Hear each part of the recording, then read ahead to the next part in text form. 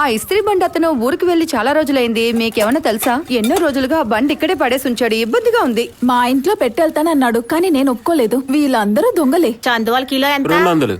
ఓహో.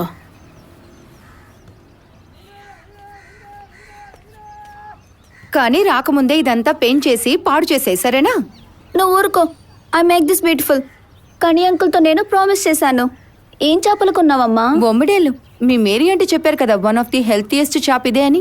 ఊరికే ఉండమ్మా. తక్కువకొచ్చిందని చెప్పే కదా ఈ చేపలు కొన్నావు. నాకేం వద్దులే. బొమ్మిడేలతో మేరీ అంటే ఏదో స్పెషల్ గా వండబోతుందంట. వద్దా? వద్దని చెప్పే కదా. వద్దంటే పో. మేరీ వచ్చిన తర్వాత ఇలా మాట్లాడుతుంది. సర్లే పో అమ్మా. ఏమే, బొమ్మిడేలు కొన్నాను, వచ్చి వండుతావా? 2 నిమిషాలు వెయిట్ చేయి. వాటిని కడుగుంచు, నేను వచ్చేస్తాను ప్లీజ్. టాబ్లెట్స్ అయిపోయాయా? ఈ రోజు నువ్వు వేసుకోలేదా?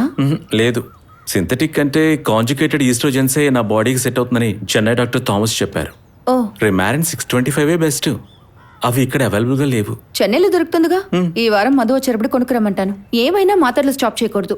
అప్పుడే కదా నా మేరీ కుట్టి స్లిమ్ అయ్యి మంచి ఫిగర్ గా కనిపిస్తుంది.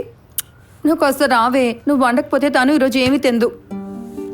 తను పెయింటింగ్ చాలు, లోపలికి రా. వస్తున్నామ్మా.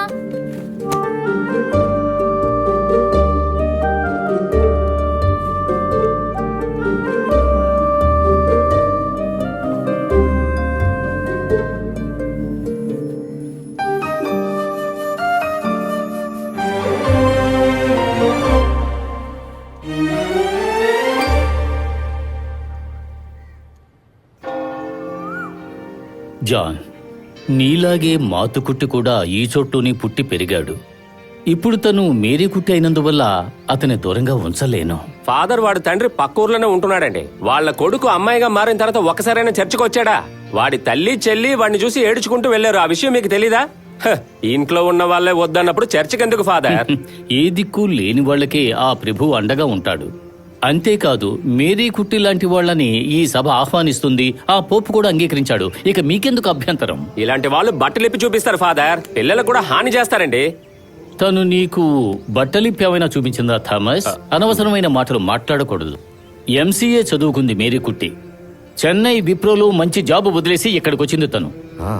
గొప్పగా చెప్తున్నాడు. మేము మేరీ కుట్టిని చర్చిలో పాడించాలని అనుకుంటున్నాం తెలుసా? నువ్వు ఒక్కడవేనా? నేను ఫాదరు. అందులో ప్రాబ్లం ఏంటి? మాతుకుట్టిగా ఉండేటప్పుడు చర్చిలో పాడేవాడు. ఇప్పుడు మేరీ కుట్టిగా పాడినే కదండి. నువ్వు ఎఫ్ఎం కి వెళ్ళు ఆల్బిన్.